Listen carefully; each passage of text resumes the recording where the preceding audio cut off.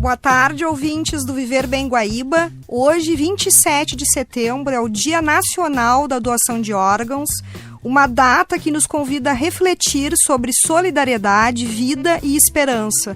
O Brasil tem o maior programa público de transplantes do mundo, mas ainda enfrenta desafios como o baixo número de autorizações das famílias.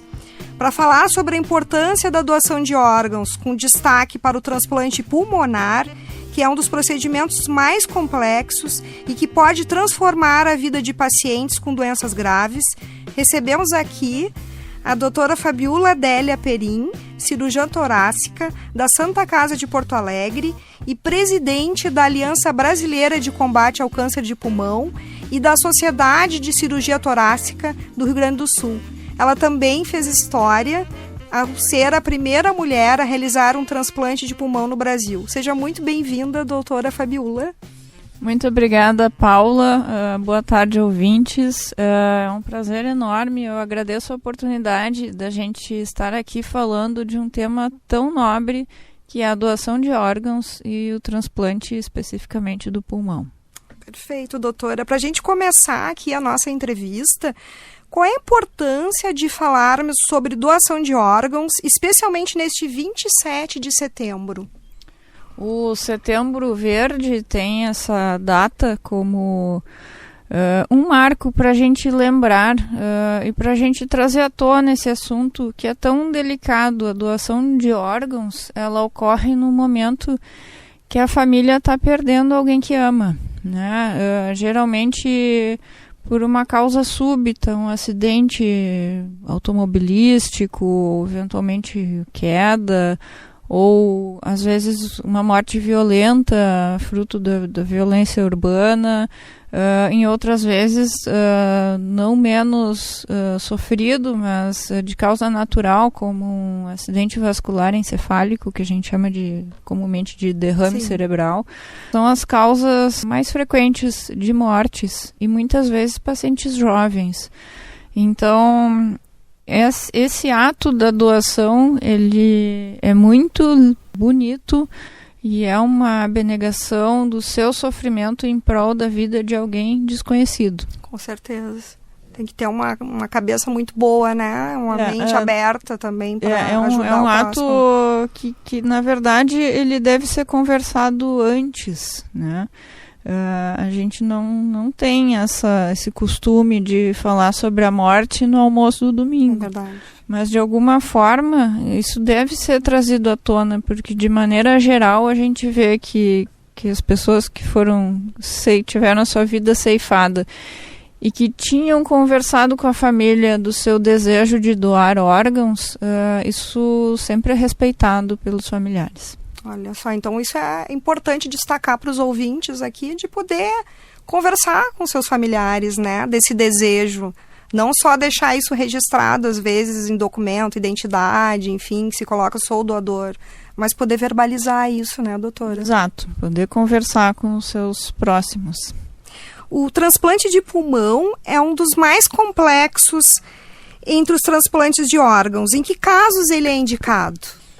As principais doenças pulmonares que são causa de transplante pulmonar são o enfisema e a fibrose pulmonar. Depois a gente tem outras doenças, como a fibrose cística, que recentemente teve um avanço medicamentoso, o que reduziu bastante a necessidade de transplante para esses pacientes. E outras causas menos comuns, como bronquiectasia ou outras doenças benignas. É importante salientar que o transplante ele acontece quando a gente já esgotou todas as possibilidades de tratamento, tanto medicamentoso, clínico, como cirúrgico. E aí, com o paciente sofrendo com falta de ar, com uma qualidade de vida muito ruim e dependente de oxigênio, ele tem indicação de substituir esses pulmões por um pulmão saudável. Seria o último recurso. É o último recurso. E quais são as doenças que mais levam à necessidade de transplante pulmonar, né? Com a taxa de sucesso de um transplante de pulmão e a expectativa de vida?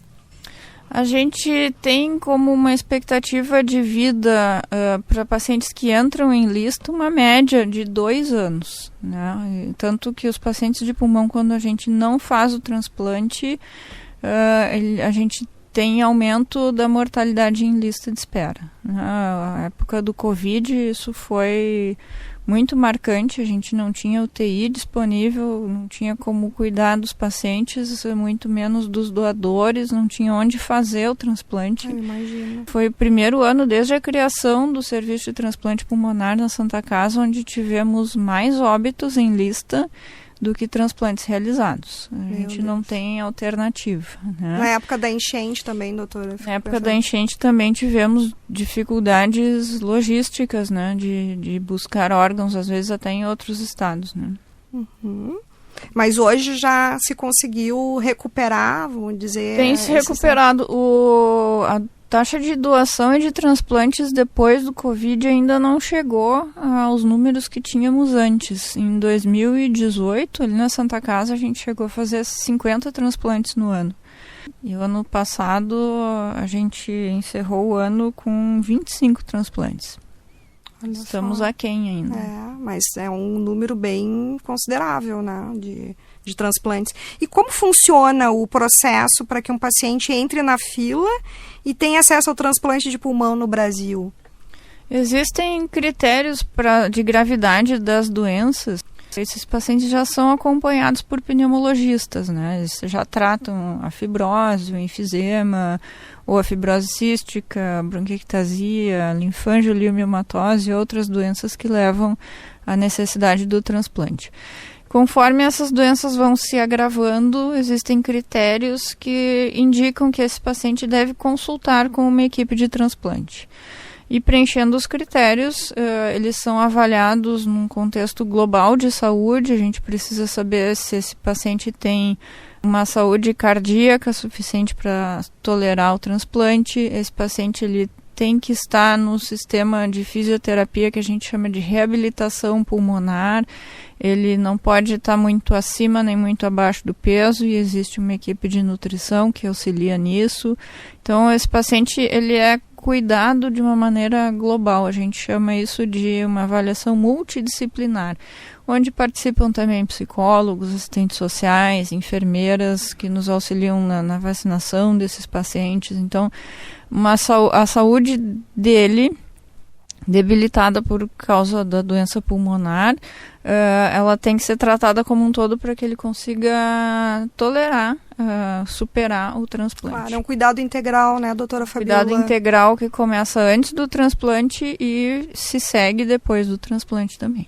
Perfeito. E existe uma idade limite para ser doador de órgãos e tecidos?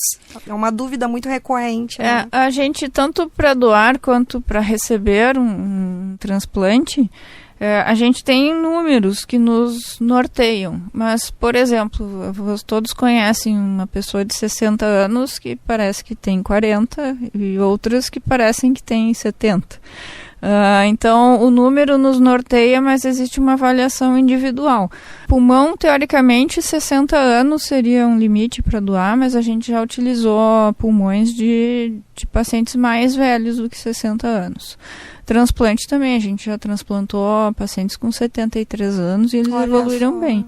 Mas depende desse contexto de saúde global. Claro. Né? Se o paciente, o doador nunca fumou, tem pouco tempo de ventilação mecânica, desde o evento da morte encefálica até o momento da gente fazer a retirada dos órgãos para levar para o transplante.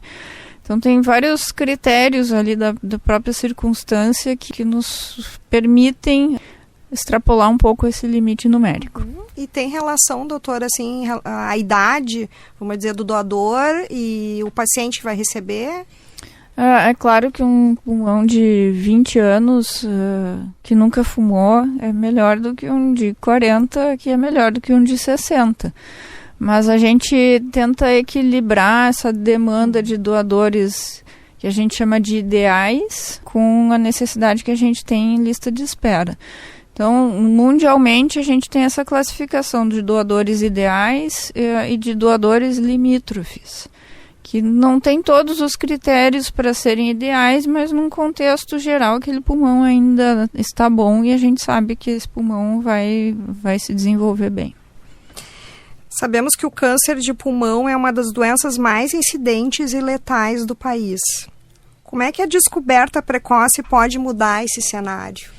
Esse é um outro ponto que a gente atua muito, e as sociedades, tanto a nível local, regional aqui no Rio Grande do Sul, quanto a nível nacional, se uniram, porque o diagnóstico inicial do câncer de pulmão faz diferença. A gente consegue curar esse paciente se a gente diagnosticar esse nódulo pequeno.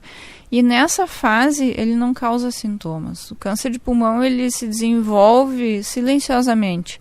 E no momento que ele nos traz sintomas, ele já nos diz que está em fase avançada, onde a gente ainda tem tratamento, mas a chance de estar vivo em 5 anos, que é uma métrica que a gente costuma usar, é muito menor. Eu comparo 93%, 94% de chance de estar vivo em 5 anos no estágio 1, contra 10% ou menos de 10% no estágio 4.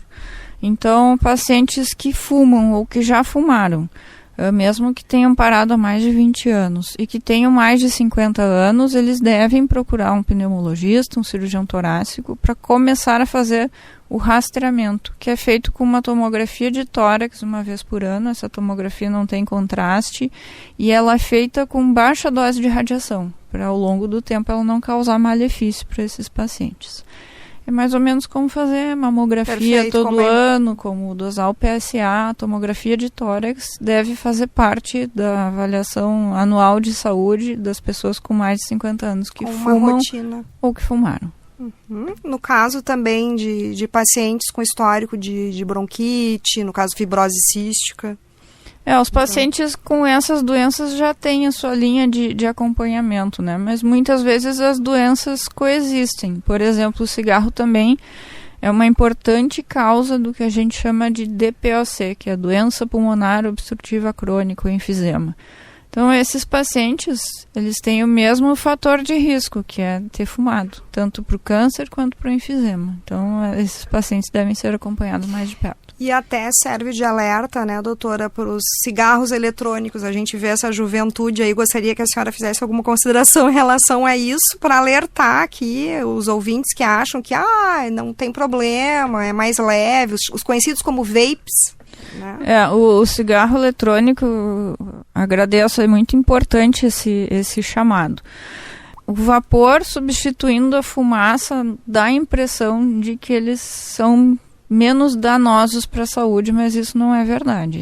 Isso foi uma roupagem de marketing que a indústria do cigarro usou para entrar no mercado, né? As pessoas fumam porque elas gostam do efeito da nicotina.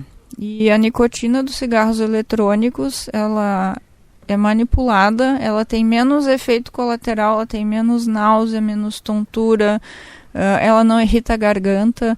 No cigarro eletrônico, apesar do vapor parecer limpo, da embalagem ser bonita, de ter perfumes e sabores agradáveis e luzes, e isso não é à toa, isso tem como mira o público adolescente e pré-adolescente. Ela causa uma dependência à nicotina muito maior e mais rápida do que o cigarro convencional. Um pod de cigarro eletrônico te faz subestimar a quantidade de nicotina que tu usa.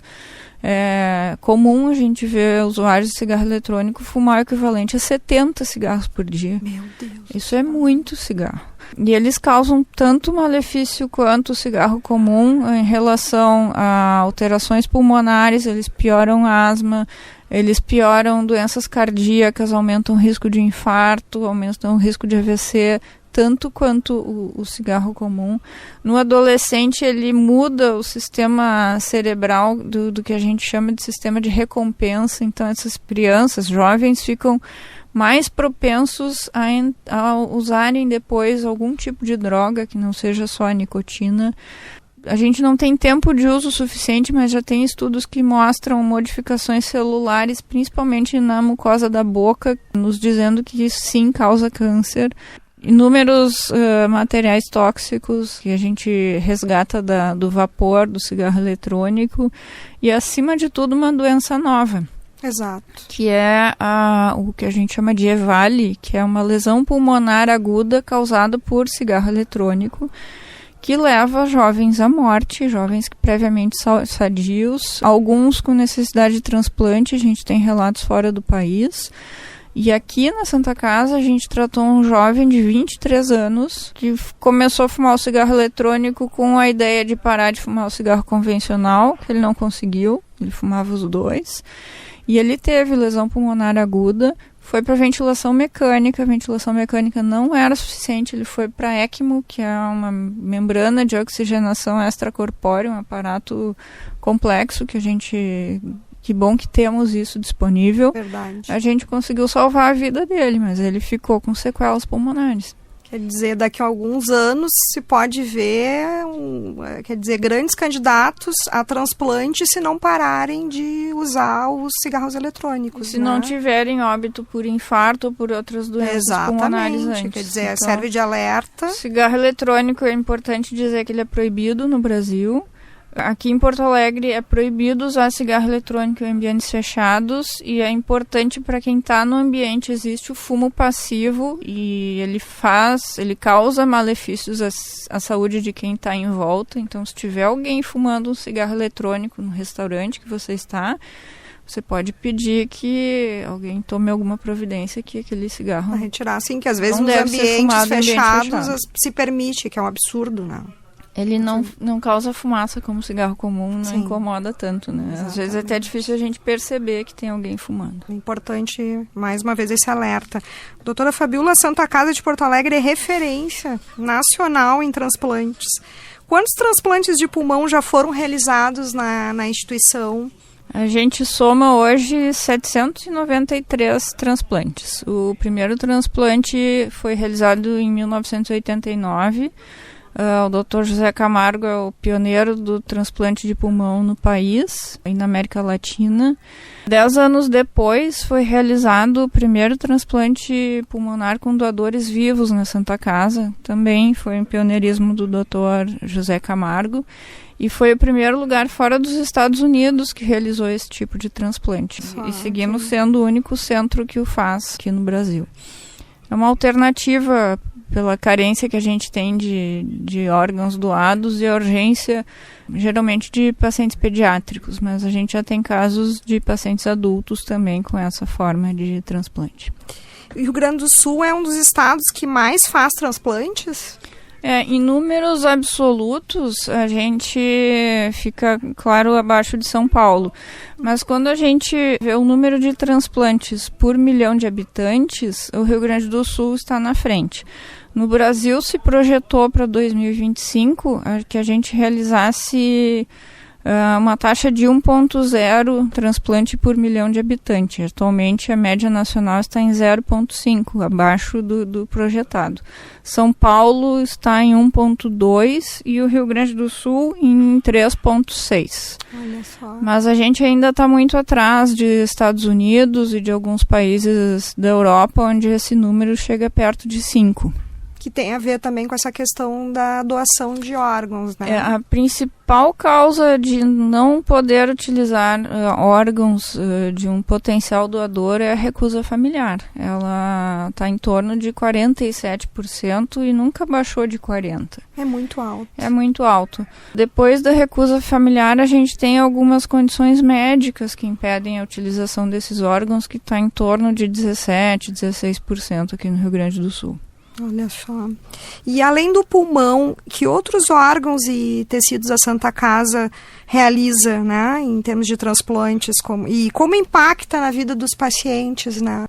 Bom, a Santa Casa realiza transplante de córneas, de pulmão, de rins, de fígado, de ossos, de pele, de pâncreas também. E o impacto é enorme, né? Não só em manter esses pacientes vivos, mas na qualidade de vida, né?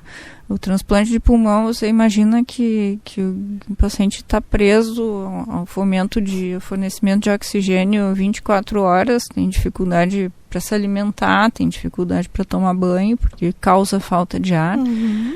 Um paciente que necessita de um transplante de rim, ele está em hemodiálise, então ele gasta 3 dias da semana dele preso a uma máquina, que é o que ajuda ele a seguir adiante nos outros 4, né? Mas se a gente puder estar livre dessa necessidade e muitas vezes voltar a trabalhar, ter uma vida normal, muito perto do normal, junto da sua família, inclusive desempenhando sua atividade profissional, é muito importante. Sabemos que o transplante é um procedimento complexo e de alto risco. Como é que funciona a preparação de um paciente até o momento da cirurgia? Esse paciente ele é avaliado do ponto de vista multidisciplinar, então ele é preparado do ponto de vista de nutrição, de fisioterapia, do ponto de vista clínico, médico, de ajuste de medicações. Ele é chamado no dia do transplante, ele faz alguns exames pré-operatórios, vai para o bloco cirúrgico e dali ele segue para a UTI. Né? Essa família é amparada e preparada para o pós-transplante, onde esse paciente vai usar imunossupressores, no caso do pulmão, para sempre, onde ele tem que se preservar de alguns tipos de infecções, né? Onde ele tem que manter costumes saudáveis de vida, né? Tanto de atividade física, de alimentação, e cuidar porque o pulmão ele é um órgão que fica em contato com o meio externo, então ele fica muito suscetível também a infecções no pós-operatório. No transoperatório também, né? E muitas vezes a gente não consegue usar pulmões de doadores que puderam doar rim, coração, fígado, porque esses pulmões estão com algum sinal de infecção. Então, o pulmão ele fica muito vulnerável a infecções. O acompanhamento tem que ser contínuo, né? Acompanhamento contínuo, e um casamento. É um casamento, né? E a expectativa de vida, doutora Fabíola, dessas pessoas transplantadas? Ele depende muito desse casamento, né? De a gente ter uma compatibilidade, de não haver tantos episódios de rejeição, que mesmo com medicação eventualmente eles acontecem, e preservar para que ele não tenha muitas infecções. Então, o limitante da duração desse pulmão no pós-operatório vai ser isso, a rejeição e a infecção. Há uma melhora na qualidade de vida enorme desses pacientes e, em média, claro que depende de cada doença, a gente tem uma expectativa de vida maior de 50% em 5 anos. A gente tem transplantados que viveram 10, 14 anos, tem transplantados vivos, tem uma nossa transplantada, a Liege Galteri, que é tricampeã dos 400 metros de corrida, ela corre mais que nós duas juntas. Olha só, que maravilha. E é muito gratificante ver esses pacientes seguir adiante. Em termos de inovação, doutora Fabíola, e avanços tecnológicos, né? O que a Santa Casa tem desenvolvido para tornar os transplantes cada vez mais seguros e eficazes? A gente tem inovações tanto da técnica cirúrgica, das técnicas de anestesia, que colaboram muito, dos cuidados do pós-operatório na UTI, da própria fisioterapia. Todos esses avanços colaboram de uma forma sinérgica para melhor resultado desse procedimento que realmente é bastante complexo. Do ponto de vista bem específico, a gente teve o surgimento do ECMO, que é essa membrana de oxigenação extracorpórea, que passou a ser usada em maior escala durante a cirurgia. Antigamente a gente usava circulação extracorpórea, que é um sistema parecido, mas ele precisa de maior anticoagulação, então a gente tem mais risco de sangramento. O ECMO é uma modernização, vamos dizer assim, um aprimoramento da técnica que causa menos efeitos colaterais. Então, esses pacientes têm um transoperatório e um pós-operatório menos mórbido, vamos dizer assim, com menos complicações. Isso foi uma coisa muito importante. Um outro avanço que parece ser simples, foi revisitado esse assunto por um cirurgião torácico que atua em Toronto, que é gaúcho, Dr. Marcelo Sipel, fez sua formação em cirurgia torácica na PUC e é chefe do serviço de Toronto, que é a temperatura na qual a gente preserva os órgãos, que sempre foi em torno de 3 graus, 4 graus, e ele revisitou estudos da década de 80 que mostravam que preservar 10 graus é melhor. Então, eles construíram lá umas caixas de transporte térmicas que mantêm a temperatura desses pulmões a 10 graus, e isso permite que a gente tenha um intervalo de tempo entre a retirada, a cirurgia do doador e o implante maior, que no caso do pulmão é muito escasso, entre 4 e 6 horas o tempo ideal. Então, isso a gente está tentando trazer aqui para a Santa Casa para beneficiar nossos pacientes também. Entraria no protocolo isso. Que bacana. Para encerrar a nossa entrevista, doutora Fabiola, qual é a mensagem que a senhora gostaria de deixar sobre a doação de órgãos e a importância da solidariedade para salvar vidas? Antes de qualquer coisa, eu gostaria de agradecer em nome de todos os transplantados as famílias que, num momento de dor, tiveram essa nobreza de doar os órgãos do seu amado, né? Seja filho, seja esposo, às vezes pais.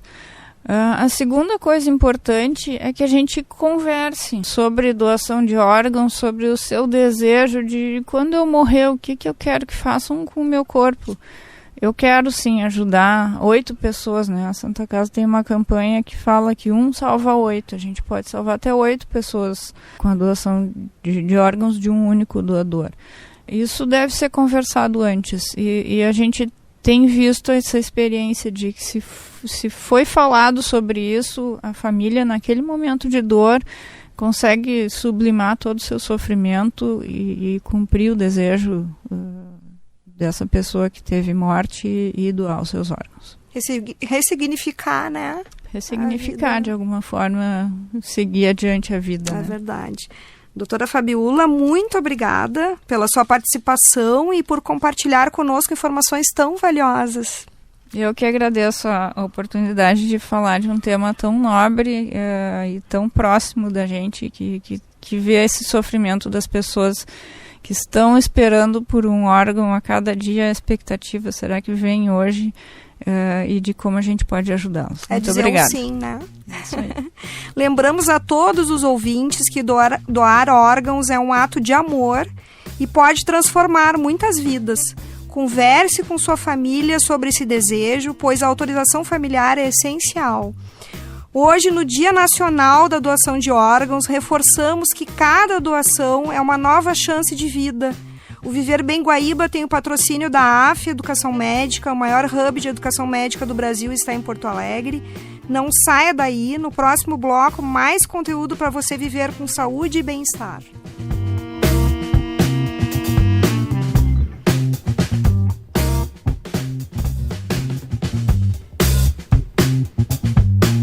Estamos de volta com o programa Viver Bem Guaíba. No dia 29 de setembro é celebrado o Dia Mundial do Coração, uma data de conscientização sobre a importância de cuidar da saúde cardíaca. As doenças cardiovasculares continuam sendo a principal causa de mortes no Brasil, com mais de 400 mil vítimas fatais por ano, segundo o Ministério da Saúde. Mas a boa notícia é que grande parte desses casos poderia ser evitada com hábitos saudáveis e diagnóstico precoce. Para falar sobre a prevenção, cuidados e mitos que cercam o tema, eu converso agora com o Dr. Luciano Seolim Rosa, cardiologista e diretor técnico do Instituto de Cardiologia do Rio Grande do Sul. Dr. Luciano, seja muito bem-vindo ao Viver Bem Guaíba. Muito obrigado pelo convite, é um prazer. E é um prazer falar sobre uma coisa tão importante e que pode ajudar muitas pessoas, sabe? Com certeza, doutor. Para a gente começar a nossa entrevista aqui, o que caracteriza uma doença cardíaca e quais são os principais sintomas de alerta que muitas vezes as pessoas não valorizam, né? Acabam ignorando? Eu acho que até o termo, quando citou ali a estatística de ser a principal causa, a gente usa o termo doença cardiovascular, né? Envolvem as doenças do coração, e as doenças do coração podem ser adquiridas, ou às vezes congênitas, mas a que tem mais impacto em mortalidade, redução de expectativa de vida ou de qualidade de vida são as doenças adquiridas. E também envolve a parte vascular, os vasos sanguíneos, né, que levam sangue para os outros órgãos, e às vezes os vasos sanguíneos que levam sangue para a parte cerebral, né? Então a doença cerebrovascular também entra dentro do escopo. Quais são os sintomas?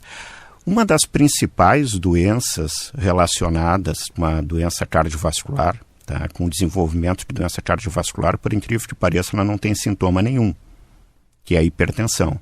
A hipertensão é talvez uma das doenças mais prevalentes no mundo. E uma coisa que eu acho muito importante frisar, e tem que se lembrar, a hipertensão não tem sintomas. As pessoas têm uma ideia que hipertensão dá dor de cabeça. Isso já foi provado por múltiplos estudos, e mesmo os pacientes que juram que sente que a pressão sobe, a gente mostra, às vezes faz aquele exame que monitora a pressão em casa, chamada MAPA, e a gente mostra que não tem relação. É uma doença silenciosa. É uma doença silenciosa. E tem uma outra sutileza no termo hipertensão e pressão. As pessoas acham que hipertensão é necessariamente, de vez em quando, a pressão ficar alta ou constatar que a pressão está alta. Isso não é hipertensão. Quando eu faço um exercício físico, a minha pressão pode subir, e deve subir, inclusive. Em uma emoção muito forte, seja positiva ou negativa, a minha pressão pode subir. Até 200 milímetros de mercúrio é normal durante um pico de exercício físico. Se eu tiver dor, se eu estiver incomodado, se eu estiver estressado, se eu não estiver me sentindo bem, a minha pressão pode subir. Isso não é necessariamente hipertensão. Hipertensão não é a pressão que está alta por algum motivo. Hipertensão é a pressão que é alta. E é quase a maior parte do tempo elevada, inclusive quando a pessoa está se sentindo bem. E acho que tem que aproveitar esse espaço para ampliar uma recomendação que eu tenho feito no consultório para muitos pacientes. Eu quero comprar um aparelho de pressão. Eu digo, olha, tu tem que saber o que tu vai fazer com esse aparelho de pressão. Agora, se tu não sabe usar, não tem treinamento, vai usar na hora errada, pelo motivo errado. Perfeito. As pessoas querem ter um aparelho de pressão em casa para discriminar se está acontecendo alguma coisa urgente. Isso não serve. Exatamente. A pessoa pode estar tendo um infarto e a pressão pode estar absolutamente normal. Ela pode estar alta, pode estar baixa, não me ajuda a saber em nada disso. Como é importante, doutor, destacar isso para os ouvintes, porque isso, se comprar um aparelho de pressão, primeiro, não compre um aparelho de punho, compre um aparelho de braço, compre um aparelho eletrônico. Os aparelhos de punho até podem medir a pressão corretamente, mas eles são muito suscetíveis a grandes variações. E mesmo o aparelho de braço também pode dar algumas variações, né? Mas a pessoa que quiser medir a pressão em casa tem que medir a pressão quando estiver bem, sentada, os dois calcanhares no chão, cruzar as pernas ou falar durante a medida pode elevar em até 16 milímetros de mercúrio. Tipo, de 120 vai passar para 136. Nossa, que salto. Sim, e isso está bem demonstrado. Inclusive, no consultório, a gente tem que ter esse cuidado. Com o braço apoiado sobre uma mesa na altura do coração. Essa é a verdadeira medida da nossa pressão. Nossa, como é importante estar destacando isso, doutor Luciano, porque acontece frequentemente, né? As pessoas, eu vou comprar um digital ali e vou usar, e a qualquer momento vai medindo, vai fazendo o controle Não, eu estou te falando por curiosidade. de quem trabalha no dia a dia. A pessoa chega de noite, começa a ficar nervosa, a pressão está alta, começa a ficar assustado que o número está alto, dela vai ficando mais alta ainda. Aí sai correndo, chega às 11 da noite lá, não consegue dormir, vai me dar um derrame porque a pressão está alta. Daí vai para a emergência. Exato. Isso não é necessariamente hipertensão. E se for hipertensão, uma doença crônica que pode ser marcada uma consulta. Vai ter um acompanhamento, enfim, né? E o sedentarismo é um dos grandes vilões do coração. Né? Qual seria o mínimo de atividade física recomendada para a proteção cardiovascular, doutor Luciano? Nós temos 2 estudos bem interessantes com um mínimo bem definido. Já há um tempo atrás eu falei sobre prevenção de diabetes e alguns estudos demonstraram que 150 minutos dividido em 3 vezes por semana já é o suficiente para a redução do diabetes. Esse tipo de... E 150 minutos de uma caminhada rápida. Tá? Em torno de 5 a 6 km por hora numa esteira. A pessoa caminhando em torno de 4 a 5 quilômetros nesse período. Já tem impacto em reduzir o diabetes. Esse estudo demonstrou que esse impacto é o mesmo de uma droga muito usada para a prevenção de diabetes, que é a metformina. 2 comprimidos por dia de metformina ou 150 minutos de caminhada tem o mesmo impacto em prevenção de diabetes. Tá? Eu não sou muito fã de exercício, mas faço. Tenho sido sistematicamente, há vários anos, tenho feito de 3 a 4 vezes atividade aeróbica, 2 vezes por semana musculação. Isso é muito importante, né? E a caminhada, a pessoa, ao invés de pegar elevador, sobe uma escada. Isso tem uma outra controvérsia, sabe, Paula? Tem uma questão de uns estudos que demonstraram que só a atividade não sendo feita em período recreativo não tem o mesmo impacto. Olha. Então, às vezes, é importante reservar um horário para si. Isso é importante, né? E não é só doença cardiovascular, viu? A gente tem redução de câncer, tem redução de demência, tem redução do peso, redução de diabetes, redução de doença psiquiátrica está relacionada com exercício físico, depressão. Com certeza. Tá? As pessoas que fazem exercício têm menos problemas emocionais. É verdade. Quer dizer, é um combo, né? A caminhada e o exercício, a atividade física tem que ser agregada no dia a dia da pessoa, no momento até de lazer. O ideal, sim, é que tente reservar. Nós não estamos pedindo muito. Uma semana tem 168 horas, tu reservar 150 minutos é muito pouco. É verdade. E, doutor Luciano, a gente já trabalhando essa mesma temática, né, da questão da obesidade e do sobrepeso, qual é o impacto para o coração? Eu tenho aqui o dado de que 60% da população do Rio Grande do Sul está acima do peso ou obesa, aumentando os níveis de colesterol e o risco de doenças cardiovasculares. Sim, tem impacto. Tá? Tem um impacto importante, isso é um problema mundial, o mundo mudou muito. Tá? E tem coisas que a gente não sabe, os hábitos de vida mudaram, a oferta de caloria barata e de caloria vazia, que a gente chama, aumentou. Esse tipo de alimento, o preço caiu muito, a alimentação saudável, o preço não é tão acessível para todo mundo. Verdade. É um impacto muito grande na saúde como um todo, né, doutor? E até a questão da circunferência abdominal. Sim, a circunferência abdominal é um marcador independente. Uma época nós tínhamos uma medida circunferência abdominal e quadril. Tá? Mas ela sozinha é um marcador independente. Tá? Isso aí tem tabelas, as pessoas podem consultar online para ver e medir a sua circunferência abdominal, porque parece que a obesidade visceral, que é a obesidade que fica no centro do corpo, e não só entre a musculatura e a pele, mas a obesidade que fica atrás da musculatura, junto das vísceras, ela está intimamente relacionada com doença cardiovascular. Doutor, e a questão do fator emocional também impacta no coração, né? O estresse agudo como crônico, ele pode contribuir para essas doenças cardiovasculares? Tá. Os dois são bem definidos. O estresse agudo está relacionado com as síndromes agudas. As pessoas podem infartar em momentos de estresse muito intenso.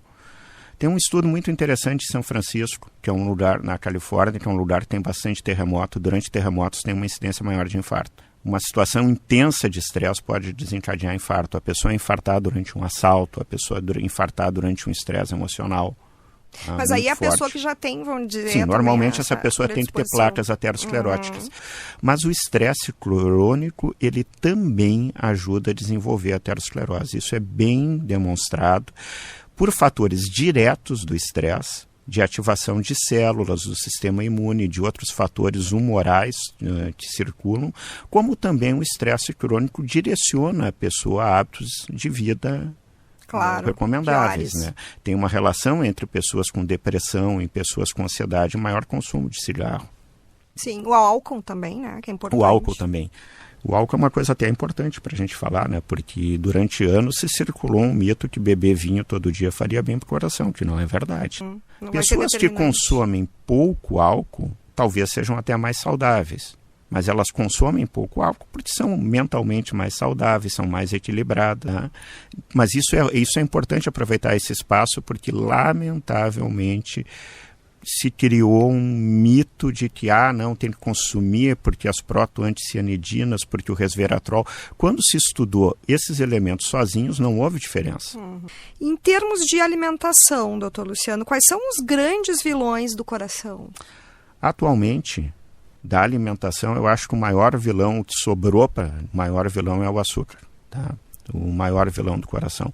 O maior vilão antes era a gordura vegetal hidrogenada, que era uma das principais fontes de gordura trans artificial. A Anvisa, em 2019, deu um prazo, um ultimato de 4 anos para o Brasil banir a gordura vegetal hidrogenada de todos os alimentos e, de fato, isso aconteceu. A gordura vegetal hidrogenada era uma gordura, apesar dela não existir, eu até vou comentar, era uma gordura artificial que foi inventada com uma finalidade, inclusive, de ser mais saudável. Tu pegava um óleo vegetal, hidrogenava esse óleo para ele ficar sólido, Tá? E como era de origem vegetal, se acreditava que seria mais saudável. Só que essa hidrogenação não era perfeita e ela criava alguns ácidos graxos de configuração muito bizarra, não encontrados na natureza, chamado as gorduras trans. Exato. Tá? E essas gorduras em quantidades muito pequenas, tipo 2% das calorias do dia, num estudo chamado Nurses Health Survey, que era um estudo das enfermeiras, acompanhado, acho que durante uma década, ele dobrou o risco de doença cardiovascular. Nossa. Então, assim, talvez a gente nunca tenha feito um veneno tão forte numa quantidade tão pequena. E por tanto tempo também. E por tanto tempo. Começou na década de 50. Uma marca no Brasil, inclusive, se chamava Saúde, o nome da gordura. E aí nós temos os ultraprocessados aí, cada Sim, vez. mas agora eu estava falando do açúcar. O açúcar tem um estudo que eu sou preceptor da residência clínica do Instituto de Cardiologia, um estudo que sempre que possível eu mostro para os residentes. Esse estudo foi publicado num jornal, que é o jornal mais proeminente de cardiologia, chamado Circulation. Ele foi publicado em 2012. É um estudo onde 43 mil homens foram acompanhados por 22 anos. O pesquisador principal era o Dr. Frank Hu, que publica bastante sobre saúde. E ele separou em 2 braços, a gente diz randomizou. E depois colocou num grupo, era o que consumia refrigerante sem açúcar, adoçado artificialmente, e outro consumia refrigerante com açúcar. Os refrigerantes adoçados artificialmente não tiveram impacto na doença cardiovascular. Eu não estou dizendo que eles são bons. Existem alguns estudos que eles podem desencadear a obesidade mesmo tendo menos caloria, porque eles podem perturbar o paladar, pode tornar a pessoa mais propensa a comer. Mas o refrigerante convencional, tão pouco quanto uma latinha por dia, foi o suficiente para aumentar em 20% o índice de doença cardiovascular de uma maneira estatisticamente significativa. Então, isso é o suficiente para um paciente de chegar no consultório e me perguntar: não, mas aquela minha latinha de refrigerante não vai me fazer mal, é uma só. Vai, pode fazer sim. Claro. Então, acho que isso é uma coisa que a saúde pública tem que focar. Claro. Saindo a gordura vegetal hidrogenada, o maior vilão, ao meu ver, é o açúcar. E o açúcar mais comumente está no refrigerante. Mas muitos sucos também, que são vendidos, eles são adoçados artificialmente e, lamentavelmente, até alguns sucos naturais, tá, tem um teor de açúcar muito alto da própria fruta. Exato. Tá? Então, o suco não é também necessariamente uma alternativa saudável. Muito bem observado. Café, chá, água mineral, água com limão, uma limonada, aí tá beleza. O resto, a gente tem que com o uso dos adoçantes... O adoçante é uma polêmica maior, viu? Uma das teorias, assim, de que o adoçante pode desencadear a obesidade, apesar dele não ter caloria, uma teoria, isso não é uma coisa que está bem estabelecida, é que o sabor doce pode mandar o cérebro dar uma ordem para liberar mais insulina, que é um hormônio anabolizante nosso, próprio. Tá? Então, tu sente aquele sabor doce, está entrando açúcar, libera mais insulina. Então, a ideia seria, eu tenho um refrigerante zero e um hambúrguer. E eu tenho água e um hambúrguer. Apesar das calorias serem a mesma, com o refrigerante zero, pelo sabor doce, eu libero mais insulina, eu absorvo mais caloria daquele hambúrguer. E, doutor, em relação ao cigarro, incluindo o eletrônico, que temos polêmicas aí, né? O que muda no organismo até quando a pessoa decide parar de fumar? Isso. O efeito... O cigarro, assim, indiscutivelmente, o cigarro é o fator externo com maior impacto para a doença cardiovascular. Tá? Nada tem um impacto tão grande para a doença cardiovascular quanto o tabagismo. Já se sabe que é um grande mal, né, doutor? O consumo de cigarro, sobre o cigarro eletrônico que tu falou, o cigarro eletrônico tem vários tipos, sabe? A gente não tem nada muito bem estabelecido e tem doenças específicas do cigarro eletrônico, mesmo quando ele não é com nicotina, né? Existem doenças pulmonares relacionadas ao solvente que é usado, ou a outras substâncias químicas, outros aromatizantes do cigarro eletrônico. Mas isso aí mereceria até uma conversa separada. Exatamente. Tá? Mas a ideia inicial é que não é um bom substituto. Tá? O ideal é buscar parar de fumar. É importante destacar que é proibido, né, o uso de cigarro eletrônico. Nós não temos nenhuma marca liberada, né, no Brasil. Em relação ao sono de má qualidade também tem impacto, né, doutor? Essa questão também das apneia do sono.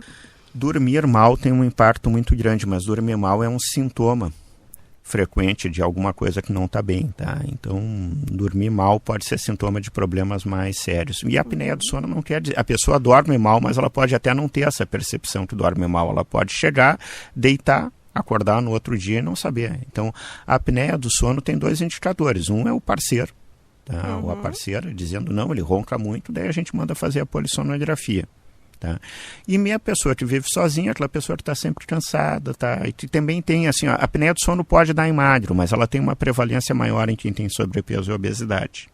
A gente tem que pesquisar a apneia do sono em quem tem hipertensão resistente. É a pessoa que já está com 3 medicamentos, de 3 linhas principais para tratar a hipertensão, e a gente não consegue reduzir. A apneia do sono está muito relacionada com hipertensão resistente, e o uso do CPAP ou do aparelho de BiPAP trata isso. Resolve, ajuda o controle da hipertensão e melhora muito a qualidade de vida. Isso já está comprovado, né, sim, doutor? Isso é uma coisa comprovada. Doutor, em relação aos exames essenciais para diagnóstico precoce? A pessoa tem que ter um médico de confiança. Tá? Não precisa necessariamente ser o seu cardiologista. Um médico sério, um médico de referência. A gente vê uma explosão de informação pseudocientífica de pessoas pegando exames ultramodernos. Isso não é necessariamente o fundamental. A Sociedade Brasileira de Cardiologia recomenda dosar o colesterol a partir dos 20 anos. Ele é outro fator de risco cardiovascular bem estabelecido e que não dá sintoma nenhum.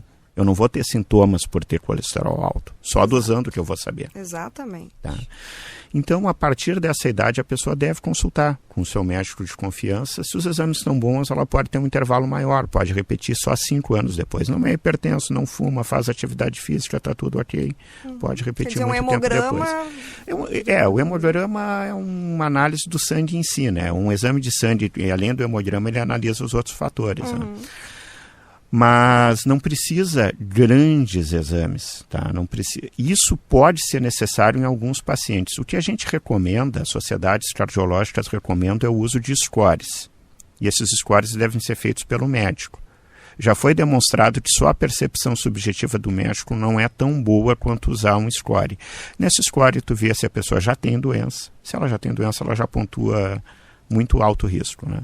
Se ela não tem doença, tu vai ver se tem diabetes, se tem hipertensão, tu vai ver o valor do colesterol, vai ver valores de triglicerídeo, vai conseguir juntar todos esses dados e tu tem uma projeção, normalmente no intervalo de 10 anos, do risco cardiovascular. Os pacientes que têm risco muito baixo, a gente não tem recomendado fazer exames muito sofisticados, porque o risco do exame dar falso positivo e criar um alarme desnecessário é, às vezes, muito maior do que o risco da pessoa ter um problema em 10 anos. Isso para pessoas que não estão sentindo nada. Olha só, importante destacar isso. Para pessoas que têm risco muito alto, a gente já vai direto para a investigação de coisas de maior risco. E as pessoas que estão no risco intermediário, e aí tem uma polêmica, se é entre 5 e 10, se é entre 7,5 e 15, depende do score que a gente usa. Nós temos alguns exames que podem refinar. Tá? Em relação, assim, aos novos tratamentos, doutor, assim, o que o senhor destacaria, assim, dentro da área da cardiologia, assim, para algumas patologias, como a questão também do cateterismo, o que tem hoje? Na verdade, o cateterismo é até uma coisa bem antiga, né? Mas o cateterismo, ele é o principal tratamento do infarto no miocárdio. Na primeira pergunta, a gente falou tanto da hipertensão que eu não falei sobre a dor no peito. A dor no peito é o principal sintoma do infarto. É uma dor normalmente no centro do peito. Ela até pode ser à esquerda, mas não é tão comum. O mais comum é que essa dor seja no centro do peito e atrás do osso externo, então a gente chama de retroesternal, e ela não ter uma localização precisa e não ter um alívio em poucos segundos. Se a pessoa está com esse sintoma, ela deve procurar um serviço de emergência ou chamar o SAMU. Imediatamente, né? Ou chamar o SAMU. E o próprio Instituto de Cardiologia, até que eu gostaria que o senhor colocasse um pouquinho sobre isso, essa questão do tempo, né? A gente chama tempo porta-balão. Tá? O tempo porta-balão é o tempo entre a pessoa chegar e tu colocar um balãozinho através de um catéter para abrir o vaso. O Instituto de Cardiologia, historicamente, tem um dos menores tempos porta-balão, tá? Inclusive do Brasil, se a gente for comparar. E a gente sabe que se tu consegue abrir a coronária em menos de 1 hora do início da dor, o paciente fica com o músculo praticamente intacto, né? O paciente recupera totalmente o funcionamento. Alguns casos ele pode recuperar totalmente até com mais tempo, mas essa hora era chamada golden hour, né? É o principal, assim, é o paciente ser atendido muito rápido nesse momento. Então, dor no peito deve procurar atendimento. Só que a dor às vezes engana, ela pode ser na parte superior do estômago, ela pode ser na mandíbula, ela pode ser nos braços. Ela pode ser, às vezes, no meio das costas, entre as escápulas. Tá? Agora, o que não é? O que não é aquela dor localizada, que se aponta com a ponta do dedo, que dói quando respira, que dói quando aperta. Essa aí não é sinal de alarme. Pode ser uma dor muscular também. Essa é muscular, também, não, né? essa é, né? E na dúvida é melhor procurar. Eu ia dizer procurar uma emergência, né? Na dúvida, procura uma emergência. Então, Luciano, eu preparei aqui um quadro Mitos e Verdades. Vou falar algumas frases aqui que a gente possa analisar um pouquinho. Apenas obesos têm problemas no coração? De jeito nenhum, tá cheio de gente magra com doença grave cardiológica. E tem algumas pessoas obesas que não têm doença nenhuma cardíaca, o que não quer dizer que não aumente o risco de desenvolver. Tá? Mas isso aí é um mito sério, tá? É um mito perigoso, achar que o colesterol, relacionar colesterol com obesidade. Quem tem obesidade tem um risco um pouco maior de ter colesterol alto, mas o colesterol é muito determinado geneticamente. Homens infartam mais do que mulheres? Não, isso é verdade, em todas as faixas etárias. Nas pré-menopausa, os homens infartam muito mais do que as mulheres. Após a menopausa, os homens infartam um pouco mais do que as mulheres. As emoções também influenciam no surgimento de doenças do coração? Sim, tá? Estresse crônico está associado com uma prevalência maior de doença cardíaca. Alguns alimentos realmente beneficiam o coração? Sim, mas é menos do que as pessoas pensam, sabe? As pessoas acham que não dá para acreditar que só se eu fizer alimentação eu vou blindar o meu coração, eu vou ficar imune. Não é bem assim, tá? Tem um estudo só, que foi um estudo com consumo de nozes, é um estudo forte, ainda é um estudo que teve, chamado Predimed, é um estudo que teve que ser feita uma retratação. Foi constatado um erro metodológico, ele teve que ser publicado de novo com uma retratação, mas ainda deu um resultado positivo, onde as pessoas consumiam azeite de oliva e nozes. De fato, parece que diminui um pouco o risco cardiovascular. Tá? Sou muito jovem para me preocupar com doenças cardíacas. É uma faca de dois gumes, tá? Porque eu não quero neurotizar as pessoas jovens e saudáveis a ficarem fazendo exame desnecessário, mas não é verdade. Se tu tem história familiar, tem alguma pessoa que teve doença precoce, essa pessoa deve procurar. Tá? E a questão de o que eu falei antes da SBC, dosagem de colesterol, medida de pressão, olha, tem que medir. Pode ter 20 anos, né? Às vezes até antes pode ser interessante, né? Mas eu estou falando da recomendação da Sociedade Brasileira. Isso não dá sintoma. Se a pessoa pelo menos uma vez não medir, ela não vai saber. Uma pessoa de 20 anos pode ter hipercolesterolemia familiar e isso vai impactar no futuro. Saberei quando estiver tendo um ataque cardíaco porque sentirei dor no peito. A maioria dos casos dá dor no peito. As exceções onde o infarto não dá dor no peito são pessoas diabéticas, com diabetes muito avançado. Eu tive um caso na família, um tio, que era esposo da minha tia, não teve, ele teve apenas suor muito intenso e ele era diabético e não sabia. Tá? Idosos, muito idosos, podem não sentir a dor e pessoas no pós-operatório às vezes não sentem dor e infarto. Mas normalmente o principal sintoma é dor no peito mesmo. Perfeito, sim, é um alerta, né, doutor, para a pessoa já buscar ajuda. Doutor Luciano, antes de finalizarmos a entrevista, gostaria que o senhor deixasse uma mensagem sobre a importância da prevenção das doenças cardiovasculares e quais seriam as atitudes mais eficazes para proteger o coração. A SBC tem um site chamado Cardiômetro, é cardiômetro.org.br. Ele mostra dia a dia a correção de quantas pessoas já tiveram morte por doença cardiovascular. E tem informações sólidas ali. Dentro desse site, eles estimam que até 80% dos casos poderiam ter um desfecho melhor se fosse feita uma medida preventiva séria. Agora, assim, o importante é ter uma abordagem séria disso, tá? E as principais coisas que nós falamos aqui durante essa entrevista, nós não estamos falando de alimentos mágicos, de substâncias que o último influencer do Instagram falou ali. Nós estamos falando de coisa muito simples, caminhar 150 minutos por semana, dosar o colesterol, medir a sua pressão, evitar o excesso de açúcar. Certeza, uma soma de coisas, né, doutor, que a gente tem que buscar aí para viver melhor.